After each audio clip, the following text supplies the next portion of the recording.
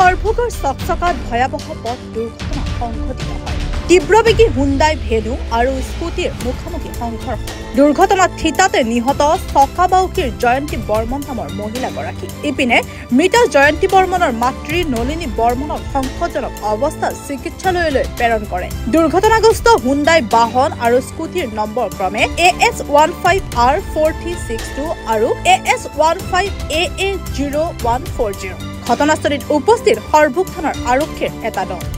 15 বজাত ৰাতিপুৱা বাৰেগাঁও সৰভোগ থানাৰ অন্তৰ্গত বাৰেগাঁৱৰ মনসা মন্দিৰৰ ওচৰতে এখন স্কুটি আৰু সেই দুজনী মহিলা আছিলে আৰু এখন 4চকীয়া বাহনখনৰ নামটো মই নাজানো ঠিক, ভেনু মুখামুখি সংঘৰ্ষ হয় আৰু সংঘৰ্ষৰ ফলত এগৰাকী মহিলা গুৰুতৰভাৱে আহত হয় আৰু এগৰাকী মহিলা তাতে নিহত হয়। নিহত হোৱা মহিলাগৰাকীৰ নাম শুনিবলৈ পোৱা মতে জয়ন্তী বৰ্মন।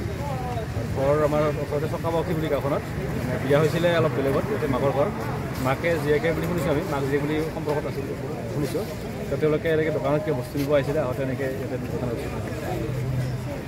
ঘটনাস্থলীৰ পৰা প্ৰণৱজ্যোতি কলিতাৰ ৰিপৰ্ট, এনি ভাৰত 24। নমস্কাৰ, মই উৎপল দাস আৰু আপোনালোকে চাই আছে এনি ভাৰত। আৰু আপোনালোকক জনাবলৈ পাই মই বহুত সুখী হৈছোঁ যে আমাৰ সকলোৰে মৰমৰ শ্ৰদ্ধা জুবিন গাৰ্গৰ গীতসমূহৰ ভিত্তিত এটা খুব সুন্দৰ ৰিয়েলিটি শ্ব' এনি ভাৰতে আয়োজন কৰিছে, জুবিনৰ গানে কি আনে।